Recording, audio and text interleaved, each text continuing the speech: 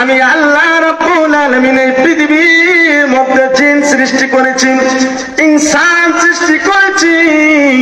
আমি আল্লাহ রাব্বুল আলামিন আর অন্য প্রজাতি মানুষ আমি আল্লাহ বানাইলাম, সব কিছু আমি আল্লাহ বানাইলাম। কিন্তু আমি আল্লাহ রাব্বুল আলামিন জিন এবং ইনসানকে বেশি স্বীকৃতি দিয়েছি। কিন্তু আমি আল্লাহ রাব্বুল আলামিন পৃথিবীর মধ্যে তোমাদেরকে পাঠানোর মাধ্যমে আমি আল্লাহ সব কিছুর ব্যবস্থা করে দিয়েছি রে বান্দা।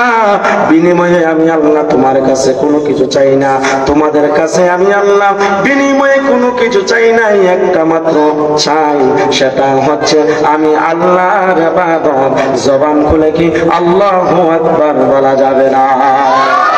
এই জন্য যুবকের দল, ও নগর হাটির মা বোনেরা, বাবা ভাইরা, আল্লাহ রাব্বুল আলামিন এই পৃথিবীর মধ্যে আমাদেরকে প্রেরণ করেছেন কার ইবাদতের জন্য? আজকে যে আমরা জান্নাতের বাগানে আসছি, এখানে আসা কি লস হবে না লাভ হবে? আমার নবী হাদিস মুবারকের মধ্যে ইরশাদ করেছেন, এই জায়গাটা অন্য সময়ের স্কুল ময়দান হতে পারে, স্কুলের মাঠ হতে পারে, অন্য মাঠ হতে পারে, কিন্তু যেই জায়গার ভিতরে আল্লাহর রাসূলের আলোচনা করা হয়, যেই জায়গার ভিতরে কোরআনের আলোচনা করা হয়, যেই জায়গার ভিতরে নবীজির শান মান নিয়ে আলোচনা করা হয়, ওই জায়গাটা সাধারণ থাকে না রে বাবা।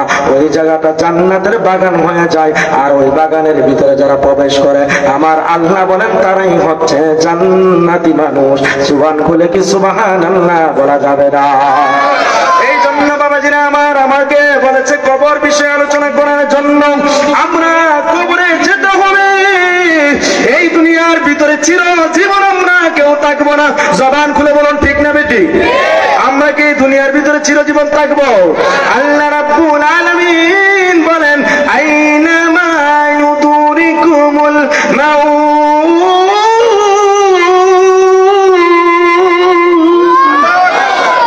ঘোষণাকার মরণ একদিন আমরা অবশ্যই স্বাদ গ্রহণ করতে হবে। পৃথিবীর মধ্যে যা আছে সব কিছু প্রাণী একদিন না একদিন আল্লাহর ডাকে সাড়া দিতে হবে। ধরে কবরের আলোচনা আমি আপনাদেরকে শোনাইব। যেই কবরের ভিতরে মৃত্যুর পরে কোনো সাথী নাই, আছে? যেই কবরের ভিতরে আপন বলতে কেউ নাই। দুনিয়ার ভিতরে আমি চলছি, আমি চলাফেরা করতেছি, সভাপতি সাহেব রহমত আলী সরদার সাহেব মেম্বার সাহেব চলাফেরা করতেছে, ওনার ছেলে আছে, মেয়ে আছে, বিবি বাচ্চা সব কিছু আছে, সহসভাপতি আছে, আজকের মাহফিলের সবার আছে। কিন্তু যখন দুনিয়ার ভিতরে থেকে বিদায় নেব, এই দুনিয়ার ভিতর থেকে যখন একদিন আমরা বিদায় নিব, যখন আপনি শুনবেন মসজিদের মধ্যে ইন্না লিল্লাহি ওয়া ইন্না ইলাইহি রাজিউন,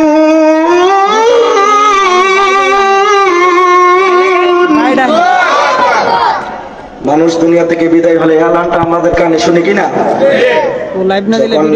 আমার এই আওয়াজটা আমাদের কানে আসে, ওহিদিন আল্লাহ রাব্বুল আলামিন বলে দুনিয়ার সব তোমার জন্য পর হয়ে যাবে।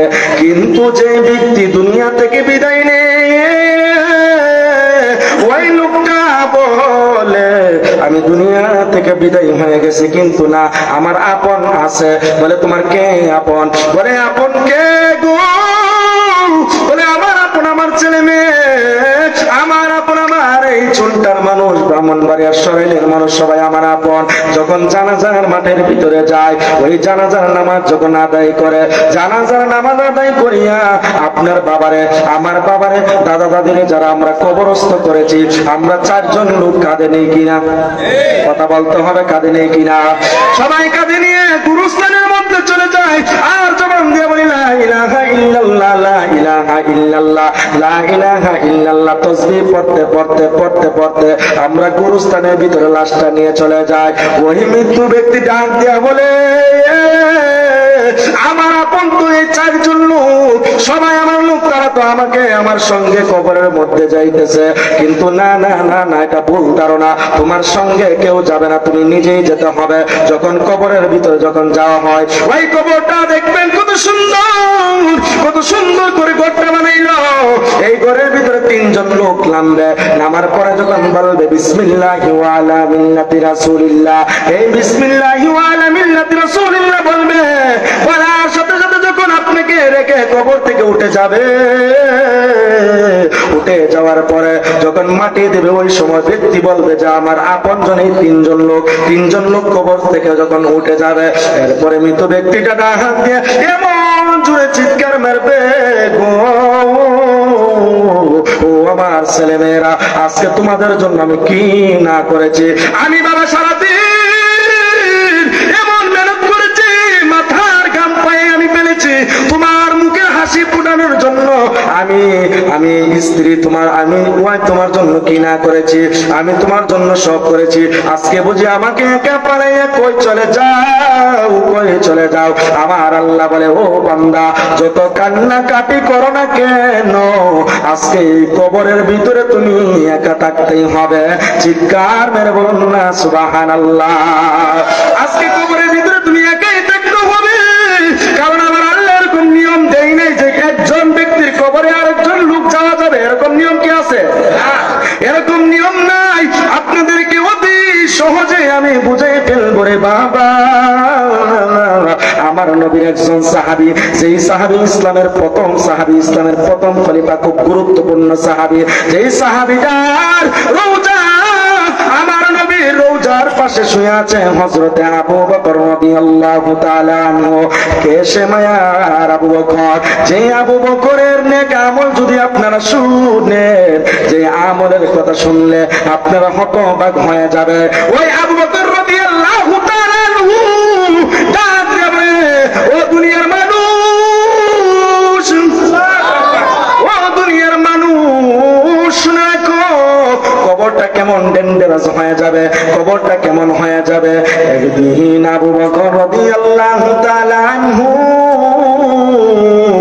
একটা ছেলের বাড়ির ভিতরে গেছে, একটা লোকের বাড়ির ভিতরে গেছে। কেন গিয়েছে জানেননি? আজকে যদি একটা লোক মারা যায়, মসজিদের ইমাম সাহেব যাওয়ার প্রয়োজন আছে না নাই? জবান খুলে বলেন, আছে না নাই? ভালো বলেন, বন্ধ বলেন, হুজুর যেতে হবে, ঠিক না বেটি? ওই আবু বকর রাদিয়াল্লাহু তাআলা আনহু বাড়ির ভিতরে গেলেন। বাড়ির ভিতরে গিয়ে রে বাবা, ওই ছেলেটাকে দেখতেছে, একটা ছেলে ইন্তেকাল করেছে। জবান খুলে বলুন না সুবহানাল্লাহ। একটা ছেলে যখন ইন্তেকাল করেছে, এই ছেলের লাশ দেখার জন্য গিয়েছে, গিয়ে দেখে ওই ছেলে লাশ হয়ে শুয়ে আছে। কিন্তু মৃত্যুর পরে ওই ছেলেটার কাছে কোনো এলাকাবাসী যায় না, কারণ মৃত্যুর পর তো এখানে লাশ গোসল করার নিয়ম রয়েছে, মৃত্যুর পরে তো এখানে কাপড় পরিধান করার নিয়ম আছে না নাই? একটা লোক দুনিয়া থেকে বিদায় হওয়ার পরে তাকে কাপড় পরাতে হয়, গোসল করানো হয়, সবকিছু করানো হয়, কিন্তু এই ছেলেটা মারা গেছে কিন্তু কেউ যায় না, কারণ আছে না নাই? যাই না কেন বাবা?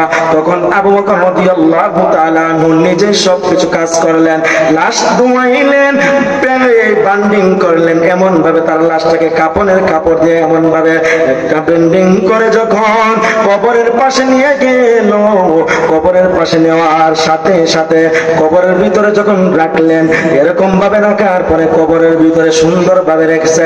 আবু বকর রাদিয়াল্লাহু তাআলা আনহু ডাক দিয়ে বলেন যে আবু বকর, আমি নিজে আমার নবীজির হাতে জান্নাতের সার্টিফিকেট পেয়েছি। আর জোরে বলুন না। আবু বকর নিজের জানের চাইতে বেশি ভালোবেসে নবীর হাত থেকে সার্টিফিকেট গ্রহণ করেছে। ওই আবু বকর বলে, আমি কবরের ভিতরে নেমেছি, নামার পরে যখন আমি ওই ছেলেটাকে শোয়াইবার পরে আমি দেখি কবরটা এমন অন্ধকার হয়ে গেছে, তার মুখটা দেখা যায় না, তার শরীরটা দেখা যায় না। তখন আমি কবর থেকে উঠে গেলাম, উঠে যাওয়ার পরে আমি খেজুর গাছের ডালা নিলাম, খেজুর গাছের ডালা নিয়ে ওই কবরের পাশে দেখবেন আমরা মৃত ব্যক্তির লাশ দেওয়ার পরে কিন্তু উপরে আমরা ছাটাই দিই কি দিই না, ওই ছাটাইয়ের মধ্যে উনি খেজুর গাছের ডাল দিয়ে উনি ছাটাই সুন্দর ভাবে দিতেছে রে বাবা। দেখেন কবরের আযাবটা কত ভয়ঙ্কর। ওই কবরের ভিতরে একদিন আমরা যেতে হবে, কারণ মৃত্যু ছাড়া আপনি কোনো জায়গায় পলায়ন করতে পারবেন না। আজকের আপনি নিজের ইচ্ছায় কিন্তু এই পৃথিবীর মধ্যে আসছেন, আপনি আজকে এই দুনিয়ার ভিতরে নিজের ইচ্ছা মতো আপনি চলে ঘোরাফেরা করছেন, আপনার ইচ্ছা হয়েছে মাহফিলের মধ্যে বসছেন, আপনার ইচ্ছা নাই কিন্তু ঘোরাফেরা করছেন। আপনার জবান খুলে বলুন হায়াতের মালিক একজন, জবান খুলে বলুন তিনি কে? আরো জোরে বলুন তিনি কে? আজকে আপনি বলুন এই মাহফিল শুনতেছেন, কালকে এমন সময় যে আমরা বাঁচবো এরকম গ্যারান্টি কোন মা ছেলে দিতে পারবেন? কেউ কে দিতে পারবেন? এক সেকেন্ডের কোনো গ্যারান্টি নাই। দেখেন কবরের আযাব কত ভয়ঙ্কর রে বাবা।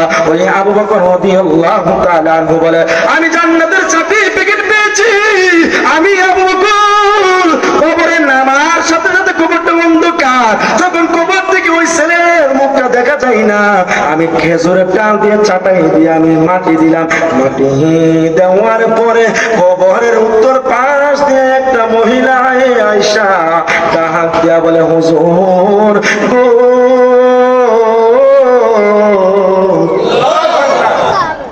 ওই মহিলাটা কবরের উত্তর পাশ দিয়ে কবরের ভিতরে আসতেছে। মহিলাটা আউলা কেসে পাগল বেশে আসতেছে। আয়েশা বলে, হুজুর গো, ও হুজুর, আপনি আজকে ছেলেটাকে কবর দিবেন না? বলে, কেন মা দিব না? বলে, দুনিয়ার সবাই এই ছেলেটাকে দেখতে আসে নাই, কেউ আসে নাই, কারণ এই ছেলে আমার ছেলে ভালো না, আমার ছেলে জিনা করেছে, আমার ছেলে বিবেচার করেছে, আমার ছেলে শুকিয়েছে, আমার ছেলে জিনা করতে করতে জীবনটা বরবাদ করেছে। এই জন্য এলাকাবাসী আসে না, কেউ আসে না আমার ছেলেটাকে দেখার জন্য। আপনি নবীর সাহাবী, আয়েশা আমার ছেলেকে সব কিছু করেছেন, কিন্তু আমি মাকেও দেখতে দেই না, এলাকাবাসী আমি মাকেও দেখতে দেই না।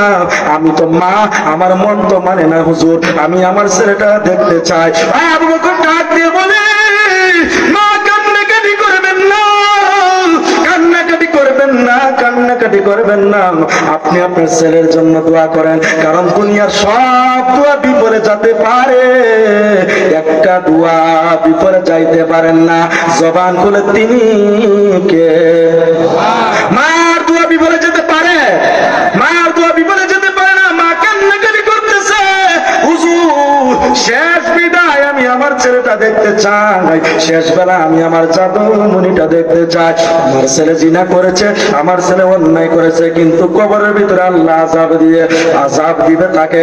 ওই সাথে সাথে যখন আবু বকর রাদিয়াল্লাহু তাআলা আনহু এই ঘটনাটা শুনলেন কান দিয়ে, যখন বললেন, মা আপনি মাফ করে দেন, এই লাশ আপনাকে আর দেখা যাবে না, আপনি যতই কান্নাকাটি করেন দেখা যাবে না, আপনি যদি মাফ করেন আল্লাহ তাকে মাফ করবে, কারণ মাফ চাওয়ার ক্ষমতা আমার আল্লাহ সবাইকে দিয়েছে।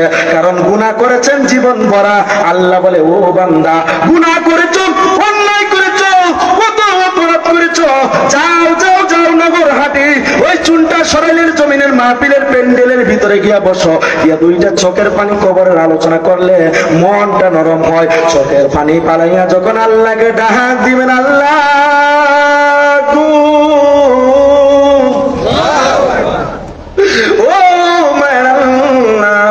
আজকে চুনটার জমিনে মাহফিলে আসলাম, কবরের আযাব এত ভয়ঙ্কর, আল্লাহ জীবনে কত অন্যায় করেছি, এই কবরে আমি যেতে হবে, আল্লাহ আমাকে মাফ করে দাও। আল্লাহ বলে, বান্দা রে, তোর চোখের পানি নাকে নাগায় আসবার আগে আগে জমিনের ভিতরে একটা ফুটা পড়া না গে, আমি আল্লাহ তোর পিছনের সমস্ত গুনাহগুলি মাফ করে দিব। জবান খুলে কি আল্লাহু আকবার বলা যাবে না?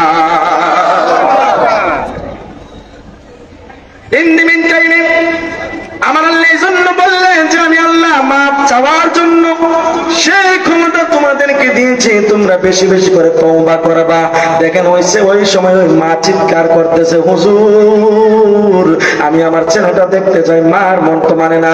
আমাদের এলাকায় দেখবেন যখন ছেলে মারা যায় মা পাগলের মতো হয়ে যায়, হয় কিনা? মা পাগলের মতো হয়ে যায়। আরে ভাই, আপনারা যারা বৃদ্ধ হয়েছেন, যারা মুরব্বী হয়েছেন, যাদের মা নাই, সে বুঝবে মার কি বেদনা, ঠিক না বেটি? ছোটবেলা মা দেখছেন, আজকে কত মহিলা আপনি দেখতেছেন চোখ দিয়ে পানি বানাইতে জানেন চোখ দিয়েও কিন্তু ঠিক মতো দেখা যায় না, কারণ ছোটবেলা যেরকম ভাবে আমি চোখ দিয়ে দেখেছি আজকে কি আমরা চোখ দিয়ে এরকম ভাবে দেখতে পারি না। এই জন্য তো আমি বলি ওরে আগের মতো চোখে আমি দেখি না তেমন, চোখ জানি হয়ে গেছে কেমনে কেমন, কেউ বোঝে না চোখে আমার কি এসেছে, বলো না কেউ বোঝে না চোখে আমার কি হয়েছে। আমি বলি আমার মরার চিঠি এসেছে, বলো না আমি বলি আমার মরার চিঠি এসেছে। আমার বউ বলেছে বায়ু চড়াই পাগে দনেছে চুলের গোড়াই গো, আমার বউ বোঝে না কোন কারণে চুল পেকেছে। বাবা আমি বলি আমার মরার চিঠি এসেছে, বলো না আমি বলি আমার মরার চিঠি এসেছে। আমার ছেলে বলে বাবা জানের চুল পেকেছে, বলে কি বলে না? আমার মেয়ে বলে বাবা জানের দাড়ি পেকেছে। আমি বলি আমার মরার চিঠি এসেছে, সবাই আমি বলি আমার মরার চিঠি এসেছে। এই জন্য বাবাজিরা আমার যখন দেখবেন চুলটা পেকে দিয়েছে, যখন দেখবেন দাড়ি পেকেছে, মনে করবেন মৌত আপনাকে সিগন্যাল দিয়েছে। যাক আমি ওই দিকে সময় দিতে চাই না। ইন দি মিন টাইমে মা পাগল হয়ে গেছে ছেলে দেখার জন্য। আপনারা জবান খুলে বলুন, মৃত ব্যক্তিকে কবর দেওয়ার পরে মাটি দেওয়ার পরে সবাই আমরা 40 কদম বের হওয়ার পরে নাম মোনাজাত দেওয়ার পরে এখানে কি মানুষ থাকে না? সবাই বিদায় হয়ে যায়, কেউ থাকে না, কেউ থাকে না। যত আপন ছিল দুনিয়ার ভিতরে, যত মায়াবী বান্দা ছিল, যতই আপন মনে করেন কেউ আপনার জন্য আপন হবে না। অথচ হাদিসের মধ্যে আসছে 40 কদম যাওয়ার পরে পরে মুনকার নাকি ফেরেশতারা আয়েশা কিন্তু কবরের সওয়াল জবাব নেই। সুবহানাল্লাহ বলে। ইন দি মিন টাইমে ওই মা হুজুরের পায়ের মধ্যে পড়লেন, হুজুর আপনি ছাড়া কোনো গতি নাই, কারণ আপনি নবীজির হাত থেকে আপনি জান্নাতের সার্টিফিকেট পেয়েছেন, আপনার উসিলা করে গো আমি আমার ছেলেকে দেখতে চাই। ইন টাইমে মার মন মানে না, মার মন মানে না, কারণ ওই মা ডাক দিয়া বলে হুজুর আপনি তো নবীকে সরাসরি দেখেছেন, আপনি তো নবীর সাথী ছিলেন, আপনি তো নবীর প্রিয় সাহাবী, আপনি নবীর চমৎকার সাহাবী, আপনি যেটা কইবেন এটা আমার আল্লাহ শুনবে।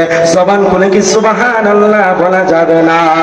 ওই মহিলাটা ডাক দিয়া বলে রাস্তা দিয়া নূরের নবী হাইটা গেলে কবরের আযাব মাফ হয়ে যায় গো।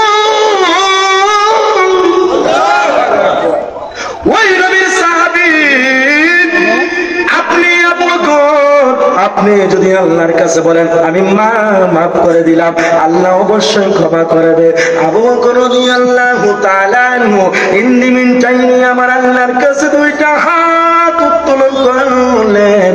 আল্লাহ তার মা আজকে আমার পাশে, ওই মাটা কিন্তু জন্মের দুঃখী মা, মৃত্যুর পরে যে ছেলেটার মুখ দেখতে পারে না, ওই মাটা আউলা বেশে পাগল বেশে আইসা আমি আমার মধ্যে আসেন, উসিলা দিলেন।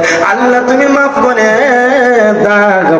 আমার আল্লাহ বলে ও বন্ধু টেনশন কোন করার দরকার নাই, এই মায়ের উসিলা করে আজকে আমি কবরের আযাব মাফ করে দিলাম। জবান খুলে কি সুবহানাল্লাহ বলা যাবে না? এই জন্য আল্লাহ বলে ওয়া মা তাদরি নাফসুম বিআইয়ি আরদিন তামুত।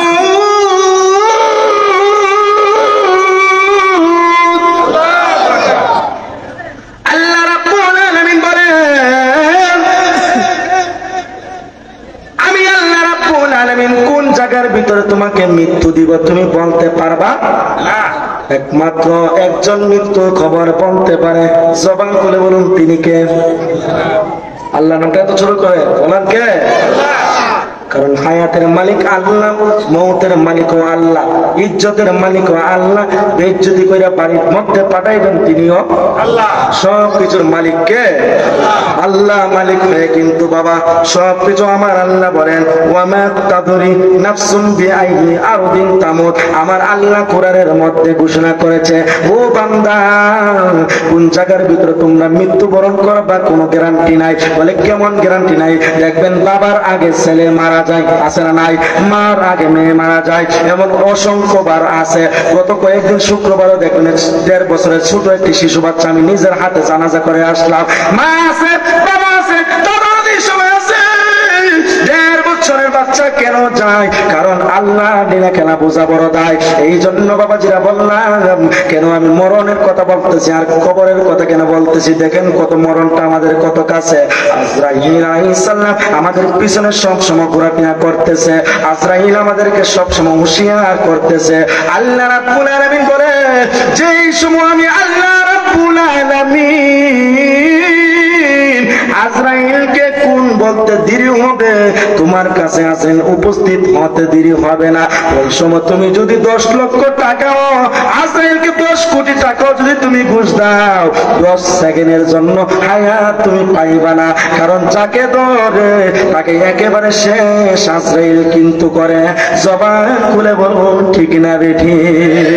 এই জন্য যুবকের দল, ও আমার সোনার আব্বুজিরা গো, ও আমার নগরহাটির বাবা ভাইরা গো, ওই আমার আল্লাহ বলে কোন জায়গার ভিতরে মরবা কোনো গ্যারান্টি নাই।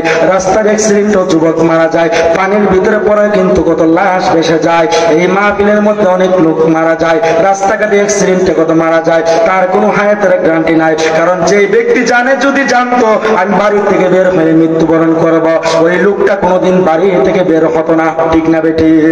ইন দি মিন টাইমে বাবাজি আমার, যখন একটা লোক মারা যায়, কবরের আযাব কেমন কঠিন দেখেন। কবরের আযাব বড় ভয়ঙ্কর আযাব। কারণ দুনিয়ার আগুন আমরা সহ্য করতে পারবো না। কারেন্টের সুইচের মধ্যে ধরতে গেলে কিন্তু হাতটা কাঁপে, না জানি কারেন্টে শর্ট খেয়ে যায়। এমন মৃত্যু আমরা দুনিয়ার থাকতে কিন্তু ভয় পাই, কিন্তু আমরা ব্রেনের কমন সেন্সের ভিতরে আমরা চিন্তা করি না যে মৃত্যুটা কত ভয়ঙ্কর। এমন ভয়ঙ্কর মৃত্যু দেখেন নবীর প্রিয় সাহাবী, আরেকটা সাহাবীর নাম আমি বলে যাই, উসমান যুন্নুরাইন। যে উসমান জান্নাতের সার্টিফিকেট 10 জন থেকে 1 জন পেয়েছে। যে উসমান নবীজির 2টা কন্যা বিবাহ করেছে। সুবহানাল্লাহ বলেন। উসমান রাদিয়াল্লাহু তাআলা আনহু কেমন সাহাবী। আমার নবী বলে, ও উসমান, আমার যদি আরেকটা মেয়ে থাকতো আমি এটাও তোমার কাছে বিবাহ দিতাম। সুবহানাল্লাহ বলুন না সুবহানাল্লাহ। উসমান যুন্নুরাইন রাদিয়াল্লাহু তাআলা আনহু জান্নাতি সাহাবী। ওই উসমান যুন্নুরাইন রাদিয়াল্লাহু তাআলা আনহু যখন মসজিদের ভিতরে নামাজ আদায় করত, সবাই চলে যেত, উসমান যুন্নুরাইন সবার শেষে যাইত। সবাই মসজিদ থেকে বের হয়ে যাইত, কিন্তু উসমান যুন্নুরাইন সবার পরে বের হতো। হঠাৎ করে ইন্দিমিন টাইমে 1 দিন গেল, 2 দিন গেল, 5 দিন গেল, এমন ভাবে অনেক দিন যখন গেল রে বাবা, ইন্দিমিন টাইমে ওই সাহাবারা প্রশ্ন করলেন, উসমান, ও উসমান যুন্নুরাইন, তুমি কেন সবার পরে যাও? আবার দেখি মাঝে মধ্যে তুমি জান্নাতুল বাকির ভিতরে ঘোরাফেরা করো। বলুন না। জান্নাতুল বাকির ভিতরে অসংখ্য সাহাবায়ে কেরামদের কবরস্থান, জান্নাতুল মুআল্লার মধ্যে অসংখ্য কবরস্থান রয়েছে। আমার উসমান যখন এই জান্নাতের বাকি, জান্নাতুল বাকির গুরুস্থানে ঘোরাফেরা করে, যখন আমি যদি এইখানে ঘোরাফেরা করি, আপনাদের নজরে আমাকে পড়বে কিনা? সবাই নজর পড়ে গেছে উসমান। সবাই যার জন্য বিদায় হয়ে যায়, তুমি কেন গুরুস্থানের পাশ দিয়ে ঘোরাফেরা করো? ও নগরহাটের মানুষ গভীর মনোযোগ নিয়ে আলোচনা শুনবেন। কেন ঘোরাফেরা করো এটা জানতে চাইছে। আবার উসমান যুন্নুরাইন ওদিন কোনো প্রশ্নের উত্তর দিলেন না। দ্বিতীয় দিন আবার জিজ্ঞাসা করলেন, উসমান যুন্নুরাইন, তুমি কেন গুরুস্থানের পাশ দিয়ে হেঁটো? তুমি কেন তুমি তোমার চোখে কেন পানি দেখা যায়? উসমান যুন্নুরাইন রাদিয়াল্লাহু তাআলা আনহু ডাক দিয়ে বলে, ও সাহাবারা রে, ও সাহাবারা রে, ও আমার প্রিয় প্রিয় নবীর উম্মতের দলেরা, আমি উসমান কেন কান্নাকাটি করো তুমি জানো নি? আমি কেন কান্নাকাটি করি তুমি জানো নি? বলে না না না, জানতে চাই, এই জন্যই তো আপনাকে বললাম। উসমান জুন্নুরাইন ডাক দিয়া বলে, আমি যখন কবরের পাশ দিয়ে হেঁটে যাই, নবীর পিছনে নামাজ পড়লাম, নবীর সাথে সেহরি খাইলাম, নবীর মেয়ে বিবাহ করলাম, আমার নাম উসমান জুন্নুরাইন। আমি ওই উসমান কবরের পাশ দিয়ে হেঁটে গেলে ও আমার মরণের কথাটা চিন্তা করো। নবীর সাহাবী হইয়া, জান্নাতের সার্টিফিকেট পাইয়া, নবীর সাথে খানা খেয়ে, নবীর সাথে সেহরি খেয়ে ওই লোকটা যদি কবরের কথা চিন্তা করতে পারে, আমরা তো নবীও দেখি না, কোনো কিছুই দেখি না, এরকম গুনাহগার হয়েছে আমরা এই দুনিয়ার ভিতরে চলতেছি, একদিন কবরে যাওয়া লাগবে কিনা? কেউ বাঁচতে পারবে না। উসমান জুন্নুরাইন রাদিয়াল্লাহু তাআলা বলে, যখন আমি কবরের পাশ দিয়ে হাঁটাহাঁটি করি আমার মরণের কথা স্মরণ হয়, কারণ আমি উসমান জান্নাতের সার্টিফিকেট পেয়েছি, আমি সব কিছু পেয়েছি, কারণ আমার মৃত্যুর আগে এমনও অন্যায় হয়ে যাইতে পারে যে আল্লাহ আমাকে সার্টিফিকেট দিয়েছে, এই সার্টিফিকেটটা আবার আল্লাহ উঠায়া নিতে পারে। জবান খুলে বলুন ঠিক না বেঠি?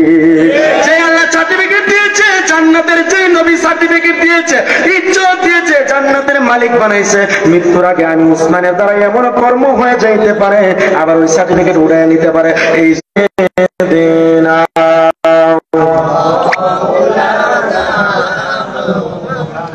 এমন দেশে যাবি এমন যেই দেশের নাই ঠিকানা আছে।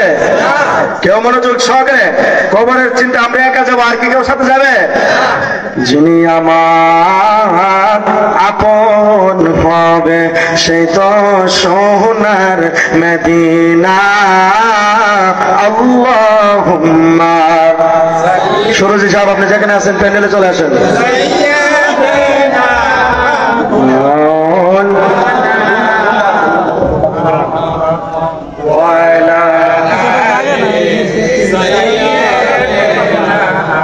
মাওলানা এ দুনিয়া পড়ে থাকবে, আমরা একদিন থাকব না।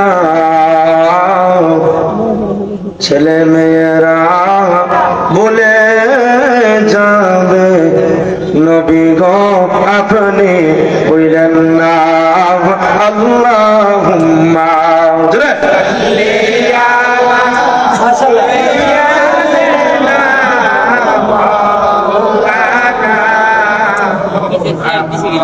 জুড়ে ওয়ালা আলি সাইয়্যিদিনা।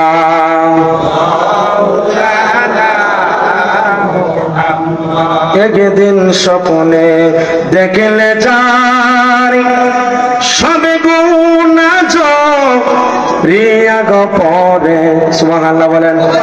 আমার নবীকে স্বপ্নে দেখলে আমাদের জীবনের গুনাহ থাকে কি? আমরা নবীকে দেখতে চাই কি চাই না? কারা কারা চান দুটো হাত তুলেন। নারে তাকবীর, নারে রিসালাত, আহলে সুন্নাত ওয়াল জামাত, সুন্নি মহাসম্মেলন, নারে তাকবীর। লা ইলাহা মুহাম্মদ লা ইলাহা ইল্লাল্লাহ, ও লা ইলাহা ইল্লাল্লাহ, ও লা ইলাহা ইল্লাল্লাহ, লা ইলাহা ইল্লাল্লাহ, লা ইলাহা ইল্লাল্লাহ, ও লা ইলাহা ইল্লাল্লাহ, ও লা ইলাহা ইল্লাল্লাহ।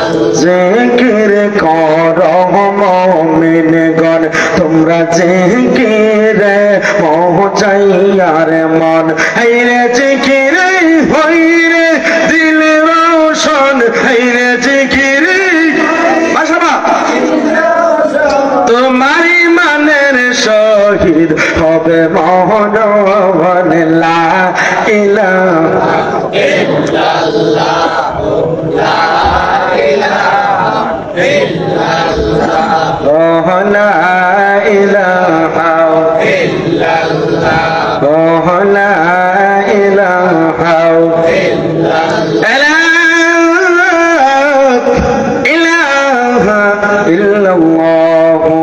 মুহাম্মাদুর রাসূলুল্লাহ সাল্লাল্লাহু আলাইহি ওয়াসাল্লাম। এখনো যারা রাস্তায় ঘোরাফেরা করছেন আমাদের মেহমানগুলো সবাই আসতেছেন ইনশাআল্লাহ। আপনারা সবাই প্যান্ডেলের ভিতরে বসে যাবেন।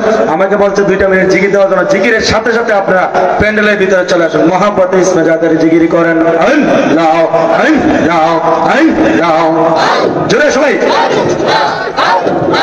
আল্লাহ আল্লাহ আল্লাহ আল্লাহ জারসিল্লাহ আদম হাওয়ার দুয়া হয় কবুল রেজা তিহি নূরের কবুল মারহাবা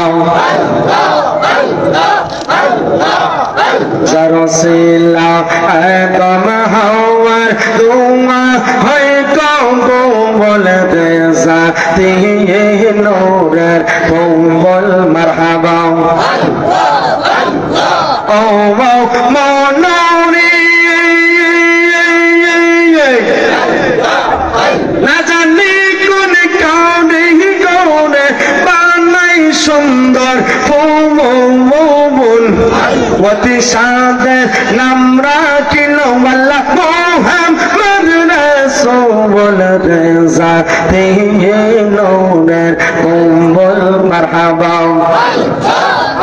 জারসিল্লাহ আদম হাওয়ার দুয়া হয় কবুল রেজা তিহি নূরের কবুল মাশাআল্লাহ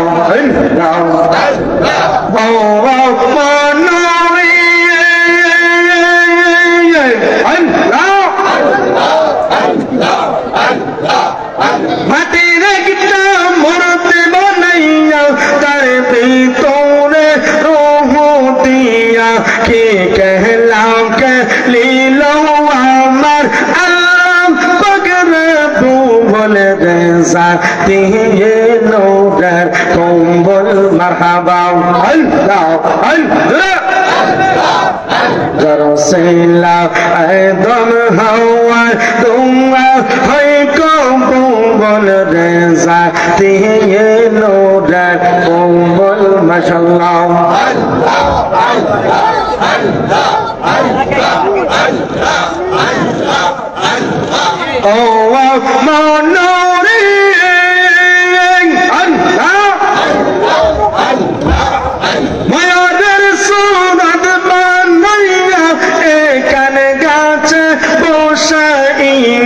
দিনে রাইতে নাম জপিলে নাম আল্লাহ পাকরে কবুল রেজা তিহি নূরের কবুল মাশাআল্লাহ আল্লাহ আল্লাহ জারসিল্লাহ আদম হাওয়ার দুয়া হয় কবুল রেজা তিহি নূরের কবুল মাশাআল্লাহ আল্লাহ আল্লাহ আল্লাহ আল্লাহ জয় আল্লাহ আল্লাহ আল্লাহ আল্লাহ আল্লাহ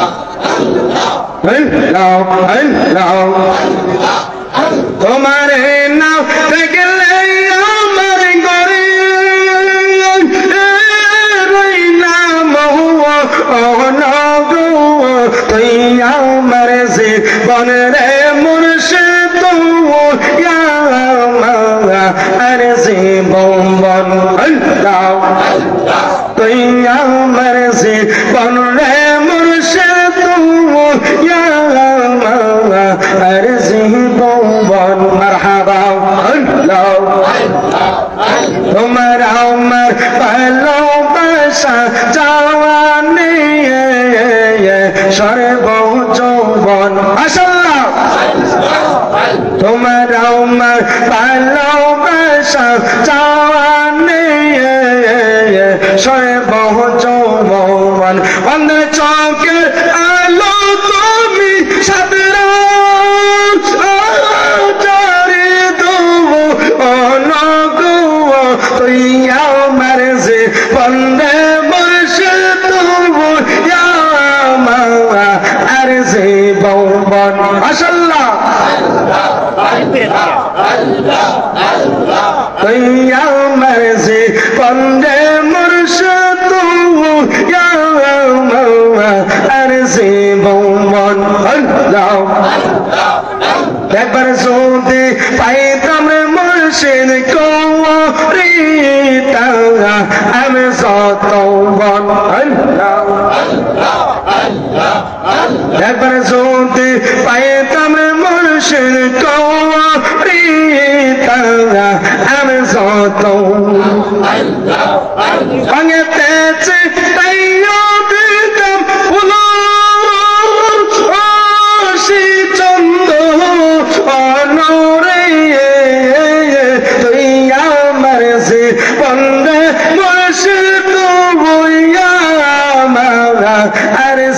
বৌবন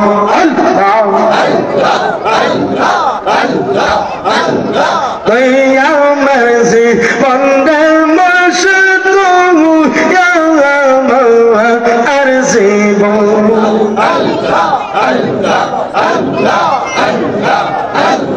বান্ধব নাই নৌবিহীনে বান্ধব নৌবাহিনী মারহাবা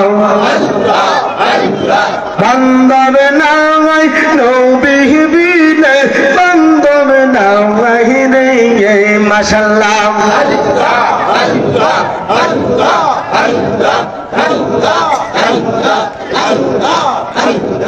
লা ইলাহা ইল্লাল্লাহ মুহাম্মাদুর রাসূলুল্লাহ সাল্লাল্লাহু আলাইহি ওয়াসাল্লাম। খুশি না বাজা? জিকির করলে কলব পরিষ্কার হয়। লিকুল্লি শাইইন সিকালাতু ওয়া সিকালাতু কুলুবি যিকর, সব কিছু পরিষ্কার করার যন্ত্র আছে। কলবের ময়লা পরিষ্কার করার যন্ত্র হচ্ছে একমাত্র আল্লাহ পাকের জিকির। জোরে সুবহানাল্লাহ। গভীর মনোযোগ, ডালে বামে যাব না, কেউ কথা বলবেন না। যে কথা আমি আপনাদেরকে শোনাইতে চেয়েছিলাম, আমার আল্লাহ রাব্বুল আলামিন বলেছিলেন, ও দুনিয়ার বান্দা বান্দিরা, এই দুনিয়ার ভিতরে তোমরা চলতেছ, খাইতেছ, সবকিছু করতেছ, কিন্তু দুনিয়া থেকে বিদায় নিতেই হবে। থাকার কোনো ক্ষমতা নাই। যত বড় তুমি টাকা হলা হও না কেন, পয়সা হলা হও না কেন, অত্যানিটা তুমি সব থাকো না কেন, একদিন তোমার কাছে মালাকুল মউত কিন্তু বাবা আসবে। এই জন্য কেন আসবে?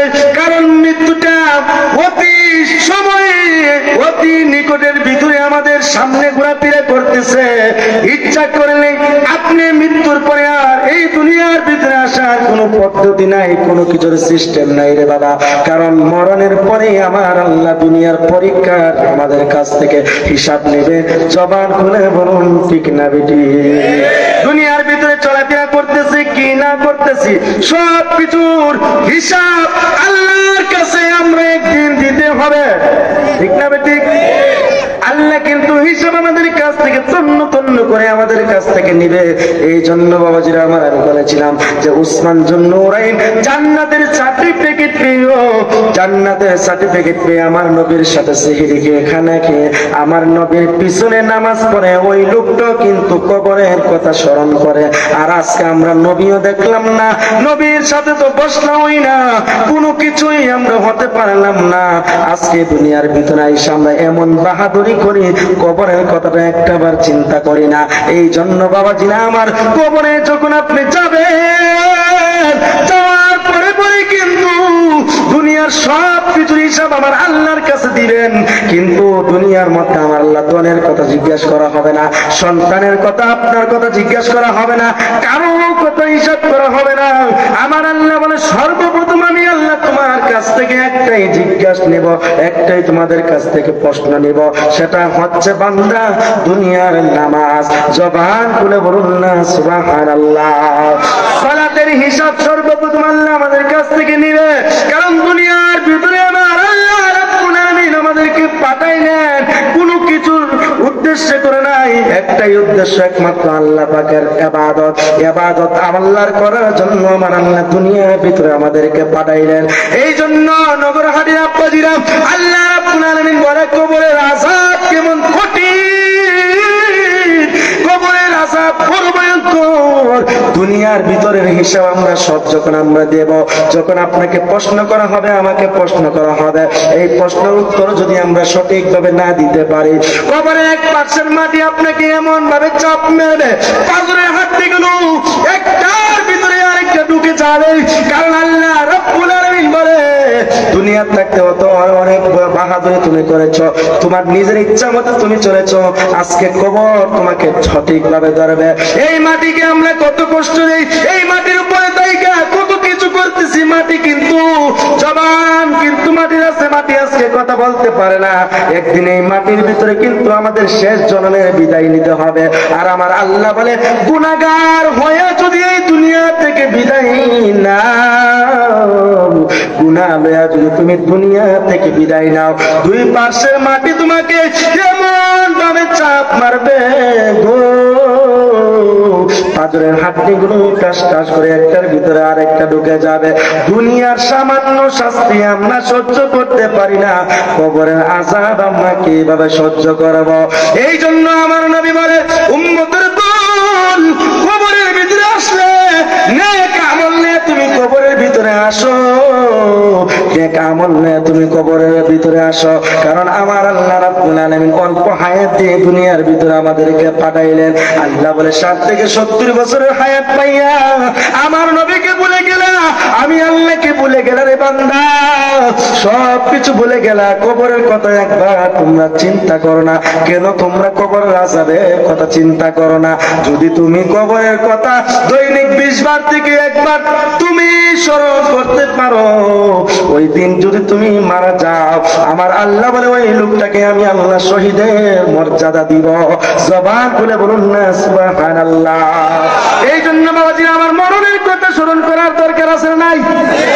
মরণের কথা, কবরের আযাবের কথা যদি আপনি স্মরণ করেন, আল্লাহর ইবাদত থেকে কিন্তু আপনি নিরাশ হতে পারবেন না, বঞ্চিত হতে পারবেন না। কারণ আল্লাহর প্রেমে যারা মাতোয়ারা হয়ে গেছে, আল্লাহর প্রেমে যারা পাগল হয়ে গেছে, তারা কোনোদিন আল্লাহর নাফরমানি করতে পারে না। এই জন্য বাবাজিরা আমার কবরের ভয়ের কথা কিন্তু আবু বকর, উসমান, যুন্নুরাইন সবাই কিন্তু কবরের ভয়ে চিৎকার করেছে।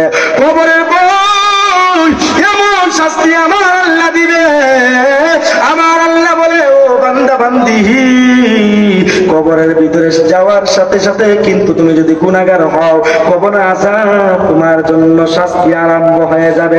দুনিয়ার ভিতরে দেখতেছো তুমি ভালো, দুনিয়ার লোক তোমাকে বলতেছে ভালো, তুমি আজকে মেম্বার, চেয়ারম্যান, তুমি আজকে ডিসি, ওসি, সবকিছু বাহাদুরি তুমি করতে পারবা। আজকে যুবক দাঁড়িয়ে রাখো না, নামাজ পড়ো না, তোমার ইচ্ছা, কিন্তু কবরে যাওয়ার সাথে সাথে আমার আল্লাহ বলে জাররা জাররা পরিমাণ হিসাব তোমাদের কাছ থেকে নিব। যদি দিতে পারো তাহলে আমি আল্লাহ তোমার জন্য ফাদখুলি ফি ইবাদি ওয়াদখুলি জান্নাতি, ইবাদত যদি আল্লাহর করে, আমার আল্লাহ বলে ওয়াদখুলি জান্নাতি, নিশ্চয়ই ইবাদতে খুশি হয়ে আমি আল্লাহ তোমাদেরকে জান্নাতের মেহমান বানাইব। জবান খুলে কি সুবহানাল্লাহ বলা যাবে না? এই জন্য বাবাজিরা আমার, যেই কবরের মধ্যে সাথী নাই, যেই কবরের ভিতরে আপন নাই, কেউ নাই, মৃত্যুর সাথে সাথে কবর বানানো হয়ে যায়, মৃত্যুর সাথে সাথে নতুন জামা পরানো হয়, মৃত্যুর সাথে সাথে সব কিছু সুন্দর হয়ে যায়। আইরে কত মানুষ বলে কবরটা কেমন সুন্দর, জানাজার মধ্যে কত মানুষ যায়, কবরের ভিতরে নাইমা মানুষ বলে আহারে কত সুন্দর, সব কিছু নতুন, তোমাকে দেখতে আসছে মানুষ। আইব রে এক নজর দেখিতে মানুষ আহিব রে, ঠিক না বেটি? দেহ কাচার অচিন পাখি, দেহ কাচার অচিন পাখি, উইরা যেদিন যাইব রে, এক নজর দেখিতে মানুষ আহিব রে, বলে না মানুষ আহিব রে, এক নজর দেখিতে মানুষ আহিব রে।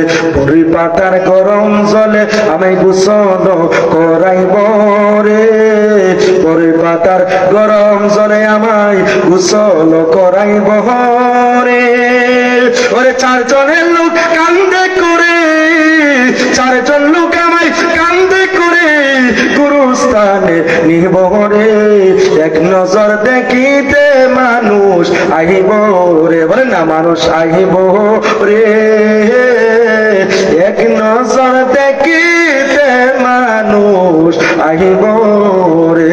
জবান খুলে কি আল্লাহু আকবার বলা যাবে না?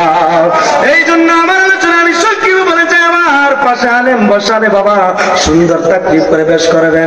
এখন যারা আপনারা দিক সেদিক ঘুরতে বের করতেছেন, এই তো প্যান্ডেল ভরে যাচ্ছে, সবাই আপনারা চলে আসুন, আমার আলোচনা এখানে শেষ করে ফেলবো। ইন দিন টাইমে বাবা আমার আল্লাহ রাব্বুল আলামিন বলে আমি আল্লাহ সব কিছুর হিসাব তোমার কাছে নিব। এই কবরের পাশ থেকে তুমি পালায়ন করতে পারবে না। কবরের আযাব, তুমি যদি জাহান্নামী হও, তুমি কবরের আযাব অবশ্যই কিন্তু তোমার সহ্য করতে হবে, কারণ কবরের আযাব সহ্য করতে পারবেন না। এই জন্য আমার আল্লাহ রাব্বুল আলামিনের প্রিয় নবী, দু জাহানের বাদশা, হায়াতুন নবী, জিন্দা নবী, নূরুন আলা নূর নবী বলে, ও উম্মতের তো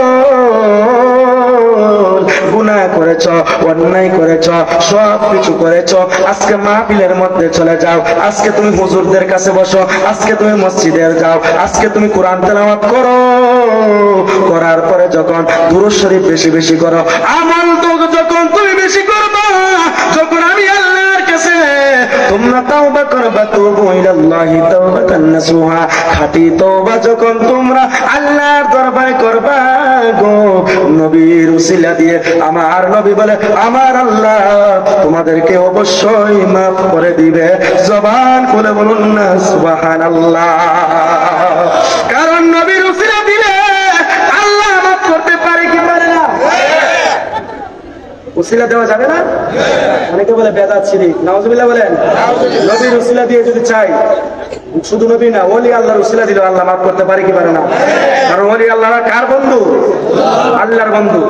আর নবী তো পরের কথা, আল আম্বিয়া ওয়া মাসুম, যাদের জীবনে কোনো গুনাহ নাই, তাদের উসিলা দিলে অবশ্যই। আদম যখন 350 বছর বন্ধন খেয়ে যখন বিপদে পড়েছিলেন, তখন আমার নবীর উসিলাতে আদমকে আল্লাহ রাব্বুল আলামিন মাফ করেছিল। সুবহানাল্লাহ। দহিয়াল নবী তুমি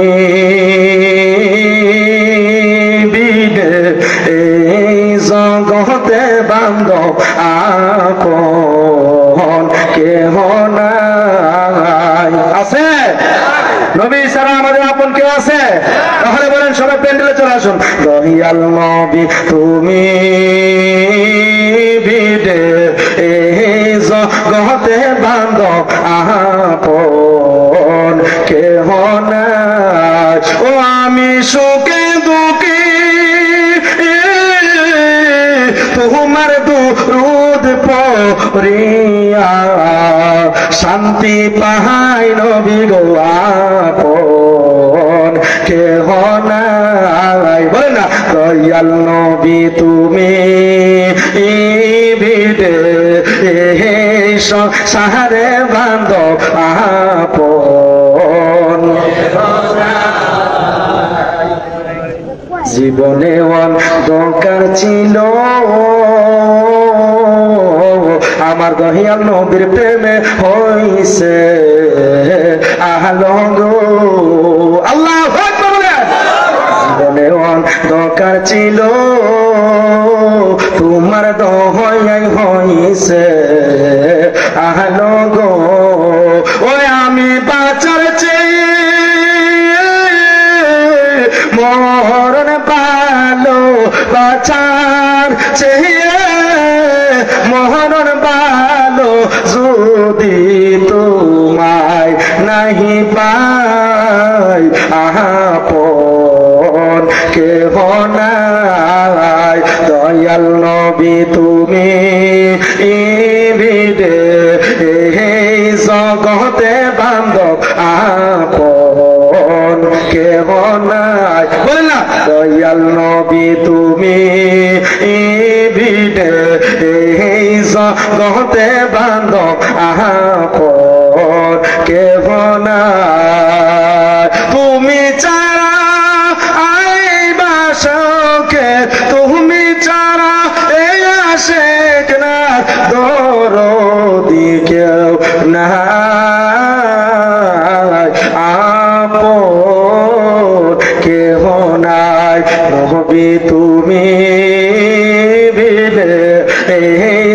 জগতে আমার আহার তো কেহ নাই।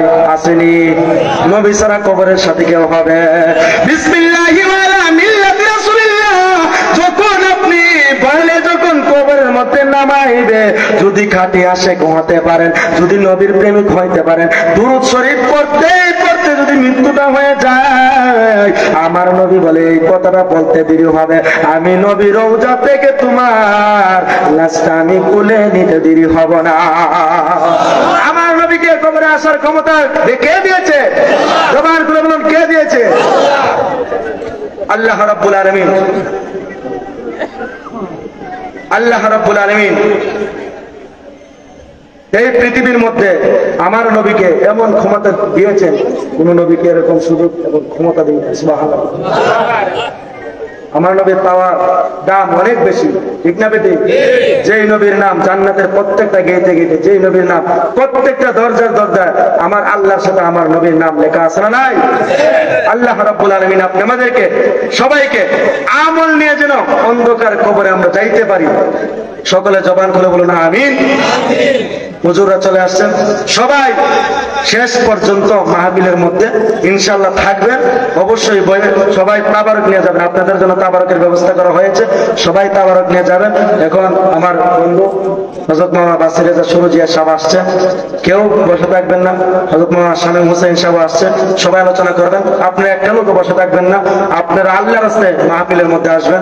আমার আলোচনা যদি ভুল হয়ে থাকে ইনশাআল্লাহ ক্ষমার দৃষ্টি দেখবেন। আমার ভাই একটা গজলের রিকোয়েস্ট করেছেন, গজলটা বলতে বলতে আপনারা সবাই চলে আসবেন, সবাই হাতরা নারায় নারায় গজলটা বলবেন। বাসির ভাই আপনি সবাইকে দেখেন, আজকে ভিডিওর মধ্যে উঠাই দেন, বলেন শাদি মিটে না রওজা দেখে, রওজা দেখে, রওজা দেখে, সবাই শাদি মিটে না রওজা দেখে, রওজা দেখে, রওজা দেখে।